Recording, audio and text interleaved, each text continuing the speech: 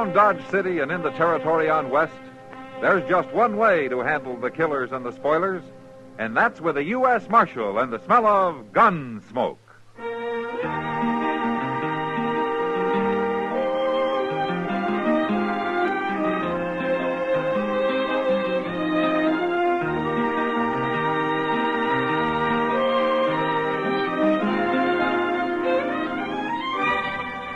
Gunsmoke, starring William Conrad.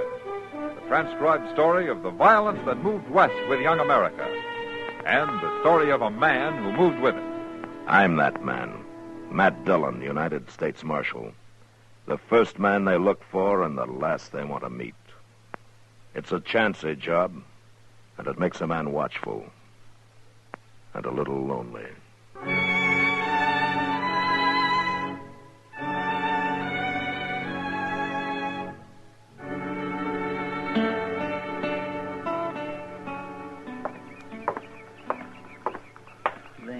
Cussed smile alecs make me so mad. Act like they think about ain't got a lick of sense in his head. Honest me truth. Honest. I swear to goodness, Mr. Dillon, there's times a man's got to choke his words right back down in his craw to keep him starting up a ruckus. Oh, what's the trouble, Chester? What? There's a fellow over at the Dodge House, a traveling drummer out of Baltimore, and you know what he said? Now, what'd he say? He said they got a railroad train over there in England somewhere that goes 150 miles in 3 hours flat. Oh, is that so? He said they'll have trains like that here one of these days, going clean across the country. In 30 or 40 years, according to him, a man can get on one in New York City and get off a week later in San Francisco. You don't say. Well, now, you don't believe that, do you, Mr. Dillon? Well, I guess we'll just have to wait and see, Chester. Well, I don't believe it. A human body just ain't built to go that fast. It'd get a man's innards all out of whack, choke him to death trying to breathe. Maybe. The good Lord wanted a man to go 50 miles an hour. He'd have put wheels on him. Well, yeah. Good morning, Matt. Chester. Come on in, Doc. Oh, my, I just been at the livery stable, Matt. Well, what's the matter? Is Ma sick? No, it's old Crowbait Bob. Moss Grimmick's been letting him sleep in the hayloft in return for helping with the chores. Yeah, I heard he has. Well, old Crowbait took sick in the night sometime. He couldn't get up this morning. Well, what's wrong with him? Well, nothing that 30 years off his age wouldn't cure. And 1,000 or so less bottles of rot-gut whiskey. Well, if he's sick, we ought to get him out of that hayloft. Well, but I can't figure any place to move him. He wants to see you, Matt. Right away. See me? What for? Well, I wouldn't say. But he claims it's mighty important. It's something he wants to do before he dies. Before he dies? I'm just trying to make him comfortable, Matt. That's all I can do.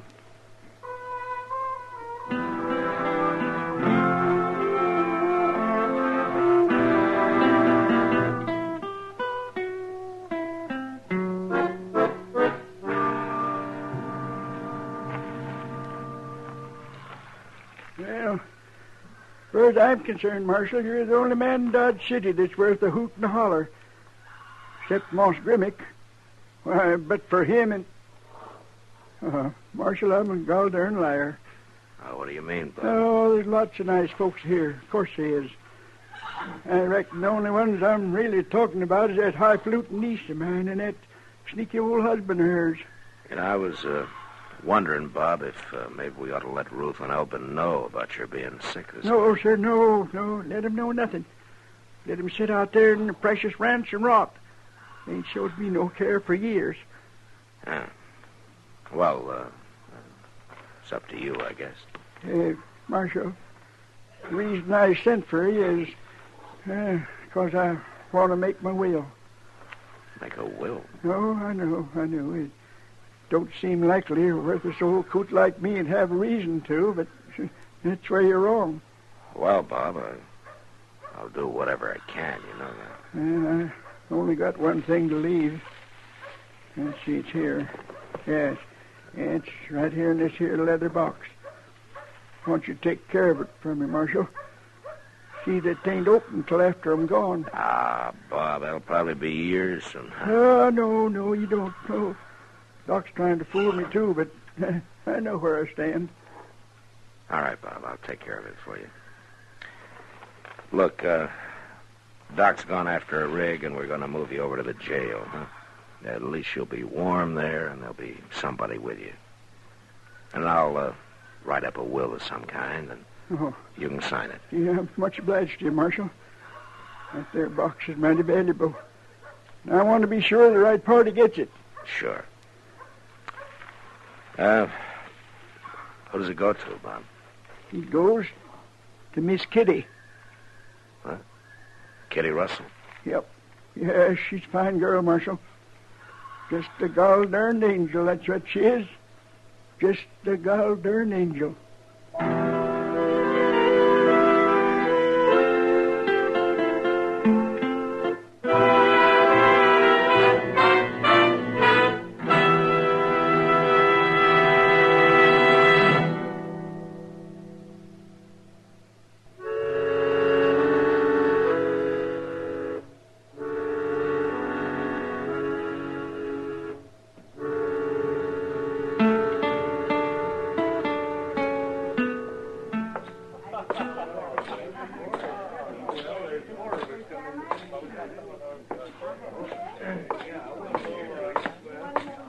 I've been looking for you, Matt. Hello, Kitty. How does it feel to be an heiress? Oh, stop it. That's all I've been hearing for the last 3 hours. How's the old man, Matt? We got him moved over to the jail, Kitty. Fixed up a cell for him, and Chester's staying there this evening to look after him. Must be terrible to know you're dying. Be all alone like that with nobody of your own. Yeah. I asked him about sending for his niece, Ruth Gudler, and her husband, but he was dead set against that. And I don't blame him. Not the way they've treated him. Yeah. It seems like they might have done something for him. They could have found a place for him out there in the ranch. So he drank too much. Maybe he had a reason to drink. Yeah, maybe. Maybe he is worthless. But he never meant any harm to anyone. No. Crowbait's all right. I didn't know that you and him were so thick, though. I treated him like a human being, that's all. No. Good evening, Mac and Kitty. Hello, Doc. Well, Kitty, I hear you're about to inherit $1 million. That's foolishness, Doc. Old Bob never had 2 quarters to rub together. Never can tell now. Well, at least you get it, Kitty, whatever it is. Oh, I wish he hadn't done it, Matt. I didn't expect any payment. Payment for what? Nothing. Forget it. Mac, you mean you didn't know? Didn't know what, Doc, Doc? you keep quiet Where now. do you think Crowbait's been getting his meals? I suppose Ma's the delivery stable was feeding him. Moss has been letting him sleep there is all. Doc, if you don't... Why, hush- Kitty's been feeding him for the last 2 years. Kitty, is this true? All right. What of it? They waste enough food here in a Long Branch to feed 10 men like him. Didn't cost me anything. It was just... Oh, come on, let's have a drink.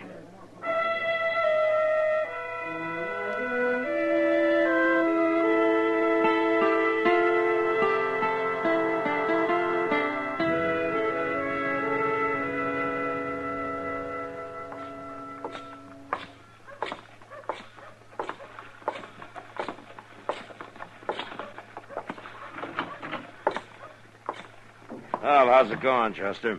Fine, Mr. Dillon. We got visitors. No. Oh, good evening, Miss Gudler. Alvin. What brings you people into town? You know dang well what brings this, Marshal. Poor Uncle Robert laying back there sick to his death, maybe. And this upstart saying we can't see him. Upstart? Well, I'll be Now, switched just if I'm take gonna it sit here easy, and take Chester. sass. Take it easy. Poor old Uncle Robert. Would that be Crowbait Bob by any chance? Marshal, now you're insulting a dear relative of my wife. What a thing to call Uncle Robert. Why, we had no idea he was took down and ailing this way. No, I don't suppose you did, since you haven't spoken to him in the last 5 years. Well, that was just a family misunderstanding, Marshal. When one's own kin is took bad sick about he'd be mighty heartless if they didn't let bygones be bygones. Yeah, sure. Well, I even brung him some nice chicken broth and baked him an egg custard pie. That's real thoughtful of you, Miss Gutler. You must have heard the rumors. Rumors? About him turning out to be wealthy. Why, we haven't That heard a dance thing hall about... girl ain't getting 1 cent, Marshal. No, sir. We'll take her to court. Why don't you do that, Elvin, if you know some way of beating a legal will? Well, he was out of his mind. Doc and I'll say different. We demand to see him. Right this minute. I'm sorry. He left orders against it. Well, then take that food back to him and tell him who brung it. That'll change his mind. All right. Chester, Yes, sir. take this back to the cell, will you? All right. He was asleep for a little while. Well, if he's asleep, just leave him. All right, sir. You be sure and tell him we brung it. Oh, I'll hire a brass band and tell the whole country. Come on. Now, Marshal, you know that's a terrible thing. A woman like that to undermine a man's feelings for his own kinfolk. Look, Elvin, if you want to do something for him, why don't you pay off some of his bills around town? Pay off his bill. That's right. $10 or $15 to Moss Grimmick, 20 or so to Wilbur Jonas at the general store. Why don't he pay him himself if he's got Now, all wait that a minute, money? Ruth. You might just make him stop and think twice if we was to pay him off. Pay out good money on bills that worthless Oh, old shut up, rat. Ruth. All righty, Marshal. We won't bother you no longer. We'll be going now. Kelvin, what are you Come talking on, about? Ruth. Good night, Marshal.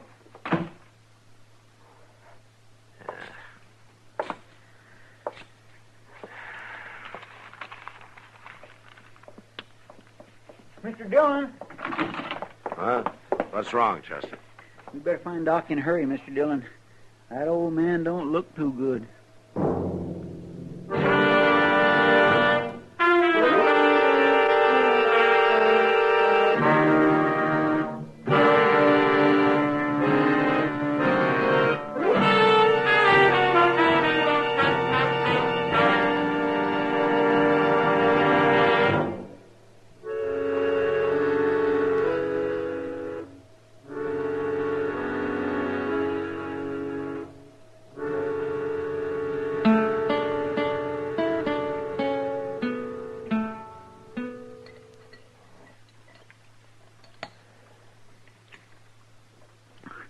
It's a mighty good pie, Mr. Dillon, even if old Miss Gutler did bake it.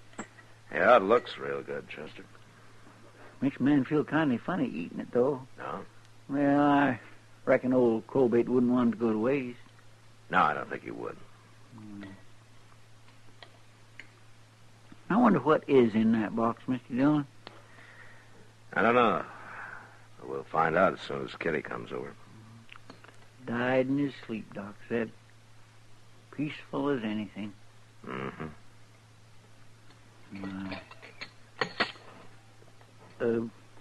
If you really ain't gonna eat that last peach pie...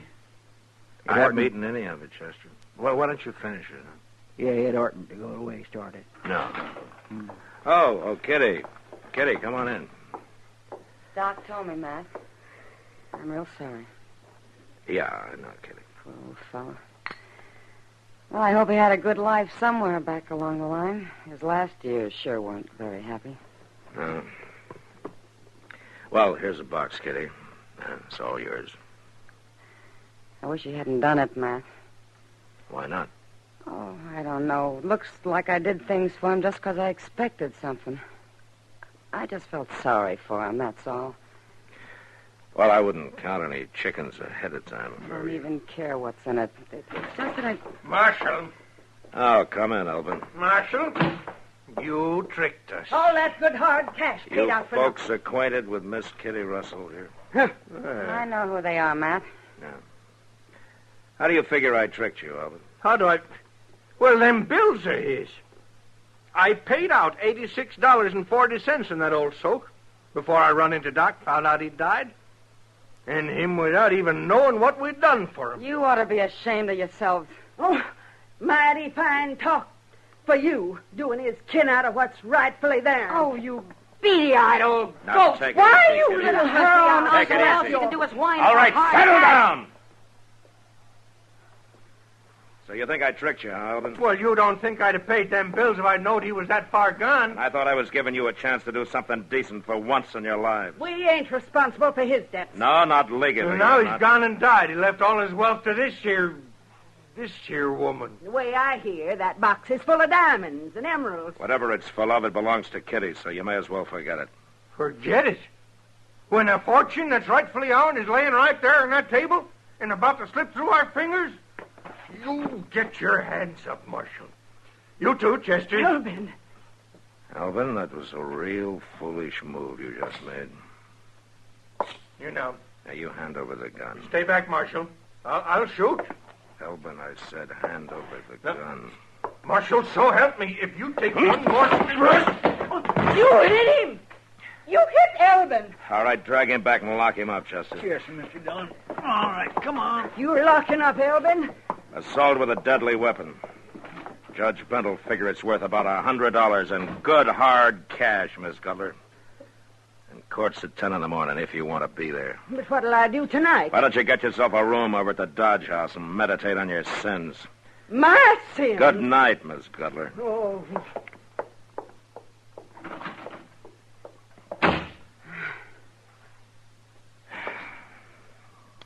Well, now I suppose you want to take a look at your diamonds and emeralds, huh, Kitty?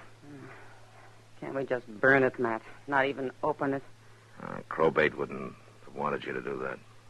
Yeah, I know. Anyhow, you got too much curiosity to do something like that, and you know it. Well, you win, Matt. Okay, let's see now. Yeah, I guess if we break the seal on the catch. There we go. Matt, it's full of banknotes. Yeah. Confederate banknotes, Kitty. Well, what do you know? You suppose he thought they might fight the war over again someday, Matt? Maybe. Now, wait a minute. There's something underneath it. Oh, what is it, Matt? It's an Army medal. Bravery in Action Field Citation. Awarded to Lieutenant Robert Danford Conroy. See, that was his name. For conspicuous heroism during the storming of Chapultepec Heights, September 13, 1847. Signed, General Winfield Scott, Commander-in-Chief, United States Expeditionary Forces in Mexico. Here's a silver dollar, Matt. Uh-huh. Well, at least that's worth something. Oh, look. It's a ribbon. Silk hair bow. Tied to a curl. Lock of hair. Matt, I wonder who she was. Well, whoever it was, a long time ago.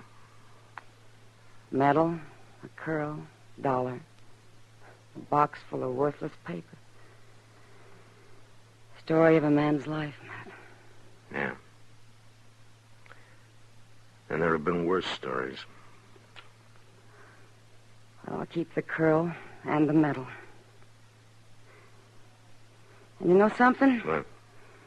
We'll spend the dollar on a drink. All right, Kitty, I think that'd please him. Come on.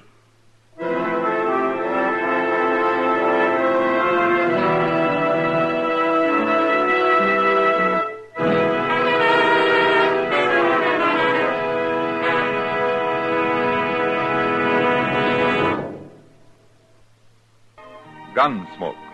Produced and directed by Norman MacDonald, stars William Conrad as Matt Dillon, U.S. Marshal. The story was specially written for Gunsmoke by Les Crutchfield, with editorial supervision by John Meston. The music was composed and conducted by Rex Corey. Sound patterns by Ray Kemper and Bill James.